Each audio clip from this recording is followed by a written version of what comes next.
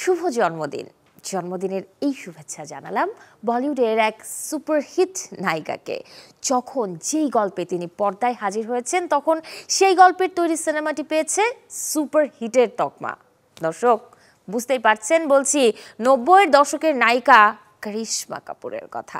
আজ এই অভিনেত্রী জীবনের 51 বসন্ত পেরিয়ে পা রাখলেন 52-তে। জন্ম 1974 সালে বলিউডের বিখ্যাত কাপুর পরিবারে।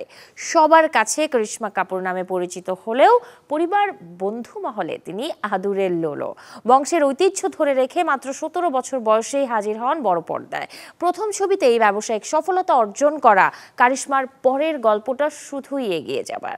3 দশকের ক্যারিয়ারে কালজয়ী সিনেমার খাতায় যোগ করেছেন রাজা হিন্দুস্তানি, দিল তো পাগল হে, কুলি নাম্বার 1, সজন চলে সসুরাল কিংবা জুড়ওয়ার মতো মুভির নাম।